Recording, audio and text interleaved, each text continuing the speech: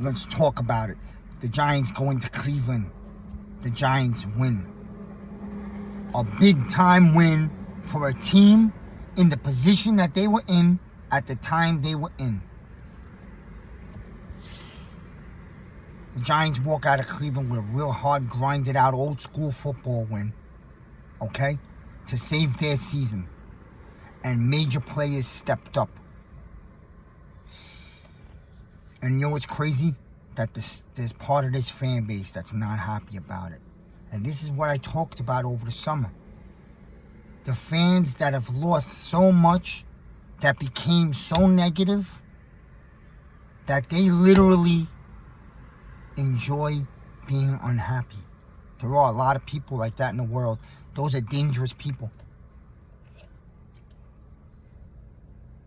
To the Giants, to two fucking guys, I don't care what anyone says. To two guys, I raise this glass to you. Daniel Jones, for playing a hell of a football game and doing what you needed to do to get out of there with a win. And Brian Daboll, a man that was on the brink, that you could see was suffering inside and couldn't deal with the media anymore, and he needed this win more than ever. Turn this train around and has a major opportunity on a monster football game in the NFC East this coming Thursday night. Yo, for real though. And Daniel Jones comes in, okay, and goes 17 for 19, 20 for 22 in the first half against the top 5D in the league in the dog pound, where nobody gave the Giants a chance to win, except for me and a few others, where Vegas had us +7 dogs, 6.5, 7, meaning no chance. Giants are going 0-3. They lost to Washington, even though they really won that game, but we didn't have a kicker. But yo, that's on the Giants.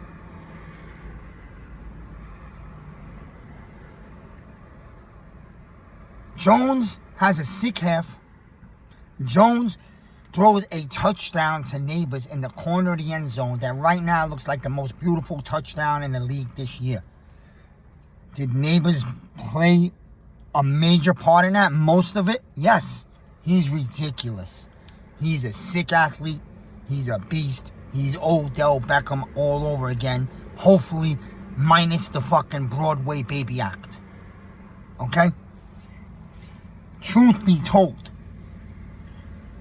what bothers me is Daniel Jones doesn't throw that ball like he never does in the past because he didn't trust his receivers, and holds the ball too long and ends up getting sacked or throwing an incompletion or fumbling. The fan base destroys him. But when Daniel Jones does throw the football in a fucking spot where only his alien wide receiver could go get it and nobody else, and it's a touchdown, it was all the wide receiver. He bailed Jones out. That's what they say. He bailed Jones out. Not even giving Jones any credit. No cookies for the football game he put up. And that's where shit is ridiculous. That's called hate on a whole nother level. So if Jones don't throw the football, he gets destroyed. And when Jones does throw the touchdown, he don't get no credit at all. You see what I mean? This is what I mean about hate. You may have an agenda. You may not want Daniel Jones here next year. You may feel it's time to go with a younger quarterback for the future with this young team. I get all that. And I do not push back at you.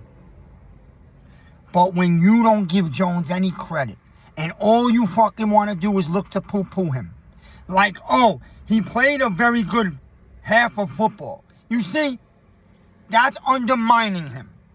That's where you can't fucking be fair. Give this guy his credit he deserved for playing a winning football game. 2 weeks in a row, Daniel Jones has played winning football. It ain't his fault that he can't kick extra points. And what do y'all do? Y'all fucking hate on him, bro. You hate on the guy. When you say, oh, the Giants played a good first half, but they got so conservative in the second half, I didn't like their offense, you're undermining Jones and the head coach. Understand football. Don't just understand what ESPN tells you. Understand football, brother. That when you play in a hard fucking game against a top 5 defense on the road and you're not as good as that team and you come out with a win, don't undermine that win by saying the Browns' O-line was crippled. Don't put in built-in excuses for the win because you sound like a miserable fucking hater. Be happy for the win. It was hard fought on the road with the backs to the wall and this coaching staff's jobs on the line. It was looking bad. They had a great game plan. And when you play in a football game in the NFL, it is so hard to win. You got to treat the game according to the situation and character of that football game. Every football game take on a different personality. The second half, the Browns made adjustments. They put Ward on Neighbors. They took him out of the game, whether you liked it or not. A veteran star corner. They stepped up their front defensive line and they brought the blitzes. They made the game difficult. The Giants had a chance to score early in the second half. They were driving down the field to blow the game open, and Singletary fumbled it away. And I love how Singletary's playing, but he's got to stop giving the ball away. 2 weeks in a row. Big-time fumbles. Momentum changes. You got to tuck that ball high and up. You want me to teach you? Under the chin, like the way Coughlin taught Tiki. Stop holding the ball like a potato on the side, running through traffic. Protect the football. Stop fumbling. We are not a good enough offense to give away turnovers. 2 big-time turnovers in this game. You cannot open the game by fumbling the kickoff. We are lucky that we survived that. Credit to the coaching staff for putting the game plan together. Dable keeping the team together after a disastrous start. Do not tell me the Browns' O-line was crippled, so that's why we won. Because I've watched a shit-ass crippled O-line for the Giants for a decade, okay? So I don't care. Do not tell me that the fucking Browns, the Giants got lucky on our Jones Intel because he got a flag for a hit to the face. He got punched in the face. We've had that called against our D a million times the last 9 years. So I don't care. Do not build in these excuses. Browns are a top 5 D. They're supposed to be one of the better teams in the league this year. I don't care how things are working out for them. The Giants went in there and beat a team that nobody thought we could win, and Vegas had us dog 7. That's a big win in Cleveland. And the Giants offense doggy walked the Browns D all first half. Okay? And then we did what we had to do in the second half according to the situation of the game. The game got tougher. We fumbled away our early drive in the second half. Momentum changed. The Browns came alive. A lot of the field position was deep in our zone. So we were starting drives inside our 15, 20. Sometimes deeper, 9, 10-yard line. So you got to be very careful. You can't open up the passing game over there because if a ball's tipped or a fumble or you throw an interception there, you hand the Browns another quick 7, and that's how you lose the football game. You got to play the clock, and you got to play a tight, conservative type of game until the Browns prove to you that they could come back and take the lead. And the Browns never did that. Thank you to the Giants defense that balled out and played an amazing football game. And that's the defense that I feel the Giants more are character of. That type of defense. Credit to the coordinator for blitzing more and becoming aggressive. Credit to guys like Flott that stepped in when other corners got hurt. Credit to McFadden, who's becoming a fucking beast. Credit to the edge rushers. Credit to Azeez Ojulari, who had a big game and is proving why he needs to get more playing time. Credit to Dexter Lawrence for wrecking the football game. Along with Chapman, we have a sick force at defensive tackle in this league. Dexter Lawrence right now might be the most dominant defensive football player in the NFL. That's real talk. Do not build in excuses for a good win. Now, all eyes to Thursday night and a chance for the Giants to prove to the league that they are no longer a punching bag. Dallas has taken 19 out of the last 24, dating to 2012. They have absolutely assaulted and destroyed us. Last year, they put 40 on us and 49 in 2 games. 2 blowouts made us look like a Pop Warner team. It's time for the Giants to end that shit at home, in front of our stadium, in front of the nation Thursday night. Dable has a chance to send a message. And the Giants could send a message to the NFC East that the Giants are going to be around this year. Go get Dallas. They're coming in hungry. They're desperate. And that's always a dangerous animal. But yo, it's time to beat Dallas. This is not really about Dallas. This is more about us. It's time for the Giants to step up and finally beat Dallas and stop being their little bitch. Thursday night is a big opportunity for the Giants to come out and turn this game into a backyard brawl.